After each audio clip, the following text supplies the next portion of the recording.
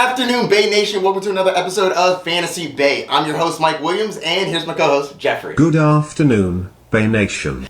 In this episode, we'll be going over the AFC East. For those of you who do not know, that is the Bills, Patriots, Dolphins, and Jets. I'll be talking about the different ads, drops, and everything that's going to be affecting you in this upcoming draft season. And don't forget to like, subscribe, and hit the notification bell down below. And without further ado, let's get it started. I'm on it, sir. Here we go.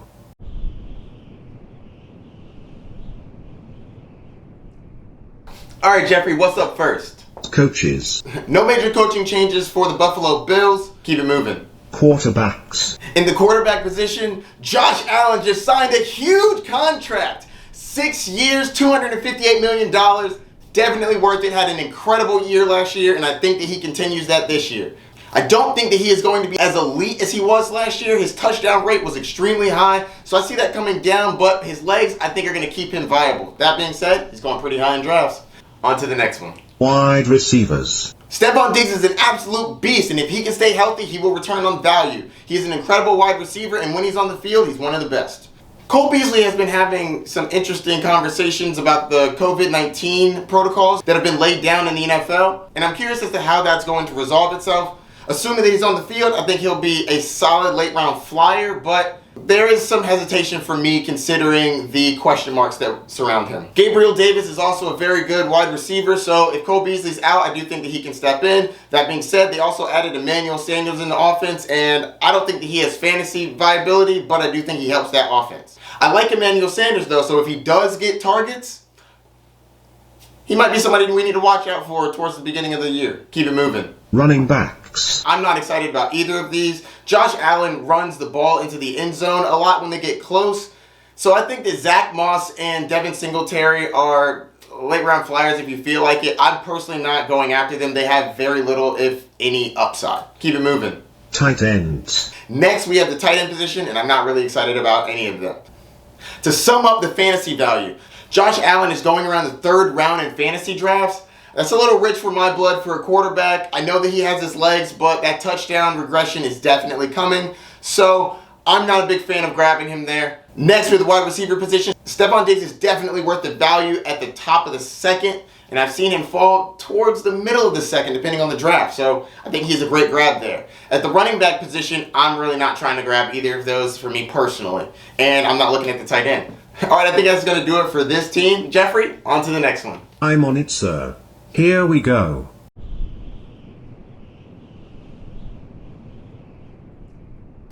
Up next, the New England Patriots. All right, Geoffrey, what's up first? Coaches. No major changes at the coaching position. Keep it moving. Quarterbacks. This is a true competition. Cam Newton is the starter, but the Patriots drafted Mac Jones 15th overall this year.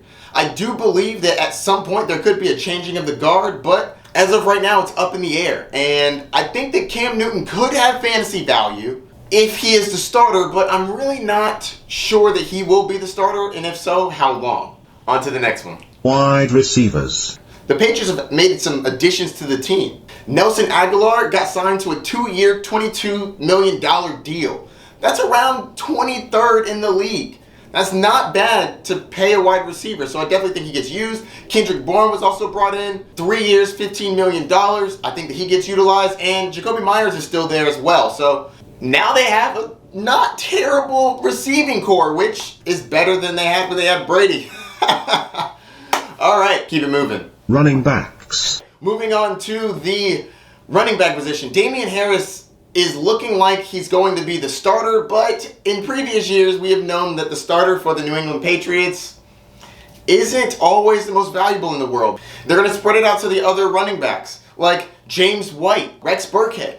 Yeah, so Damian Harris is probably going to be the starting running back. They're going to move it around, and Damian Harris doesn't get involved in the receiving work. That's going to go to James White. So I don't think that he's as viable as some people are making him out to seem, but if you're just looking for carries, I definitely think he's going to get those. On to the next one. Tight ends. They made some huge shifts in the tight end position. They brought in Jonnu Smith for a 4-year, $50 million deal. My goodness. And they also brought in Hunter Henry for a 3-year, $37.5 million deal. The Patriots are definitely trying to bring in some tight end talent that not only can catch the ball but can also block. Hunter Henry was dealing with some injuries just like he dealt with the last year, but I'm curious to see how this is going to work. I don't think that both of them are going to be viable in fantasy. Bill Belichick hasn't had two tight ends viable in fantasy since like 2011, since Rob Gronkowski and Alex Hernandez. So I don't think that we're going to get that, but if Hunter Henry misses time, I think Jonnu Smith is going to be a solid add. Their dollars per year, both Jonnu Smith and Hunter Henry, is tied for 7th most in the NFL. So I definitely think they get some utilization out of them. Let me give you a quick breakdown for the fantasy outlooks for this team. Cam Newton and Mac Jones, I'm not really excited about drafting. If you want to pick up Cam Newton super late, I understand, but I do think that there's going to be a changing of the guard at some point. You don't draft a quarterback 15th overall for no reason. Next, we have the wide receiver position. If I had to pick one, I guess I'd say Nelson Aguilar because they paid him so much, but don't sleep on Jacoby Myers, who was going very late in drafts. Next, we have the running back position. I'm really not excited about any of them, to be honest with you.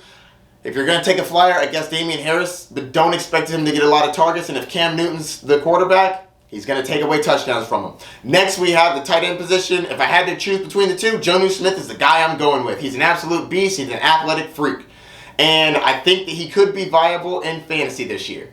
All right, I think that's going to do it for this team. On to the next one. I'm on it, sir. Here we go.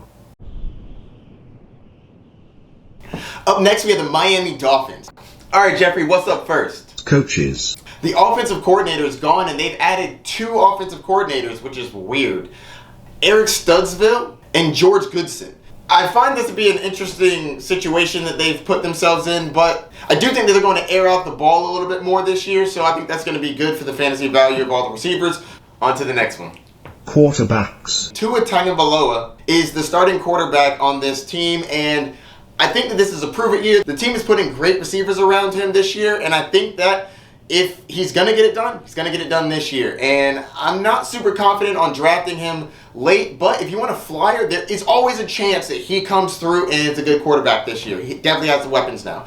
On to the next one. Wide receivers. The team brought in Will Fuller for a 1-year, $10 million deal. They still have Devontae Parker, and they drafted Jalen Waddle in the first round. I think that all 3 of these are very interesting options. Will Fuller is suspended for the first week of the NFL season, and I still think that he has a lot of upside. If he can stay healthy, he's going to be a steal in drafts, but if he can't, which he hasn't been for his whole career, I do think that there's a chance you see him in and out of the lineup. Jalen Waddle is a speedster out of Alabama, and I definitely think that he is worth a grab. Devontae Parker's going late, and I'm not a big fan of his as of right now. I liked it with Ryan Fitzpatrick. Ryan Fitzpatrick knew how to sling the ball. Tua is trying to improve his downfield throws, but he's still not there yet. Keep it moving. Running backs.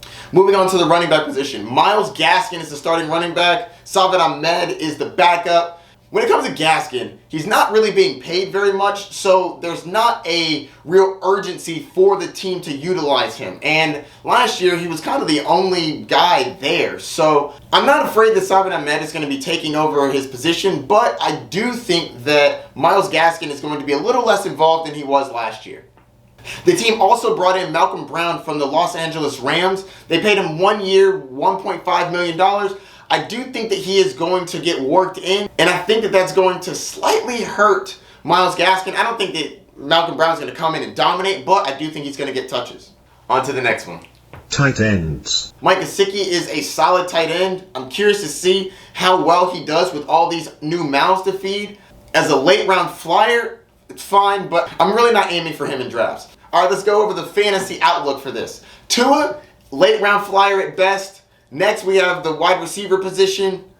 Jalen Waddle, I think, is a solid grab. Will Fuller's going late, so I like him, and I'm not really touching Devontae Parker. Next, we have the running back position. I think Myles Gaskin is a solid add, but I don't think that he has the upside that some of the other running backs have. They also have a terrible offensive line, which is not going to help. In fantasy value, I don't think Malcolm Brown is going to have his own standalone value, but I do think he's going to pull away from the value of Myles Gaskin. Next, we have tight end. Mike Gesicki is that guy, and I think he's a flyer at best. I don't think that he's going to be a dominant tight end, but he is talented. So if he gets the targets, I do think that he could be viable, especially as a streamer. All right, that's going to do it for this one. On to the next one. I'm on it, sir. Here we go.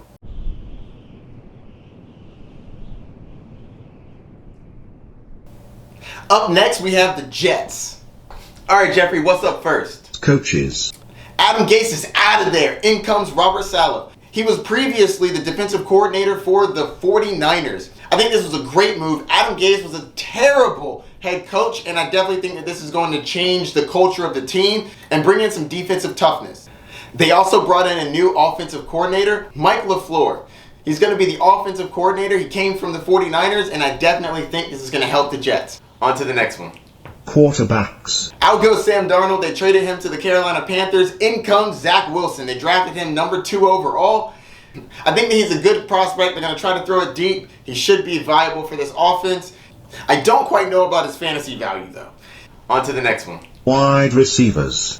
At wide receiver, they brought in Corey Davis with a 3 years, $37 million contract. I definitely think that he's going to be the number 1 on this team. They drafted Elijah Moore, who is a talented wide receiver, also to be looked out for. And they brought in Keelan Cole for a small 1-year deal.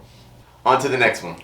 Running backs. They brought in Tevin Coleman for a 1-year, $1 million deal. Not super excited about him, but they did draft Michael Carter in the 4th round. I do think that he may not start the year as the starter, but throughout the year he will become the starter. And where he's going in drafts, not too bad. I definitely think he has some upside.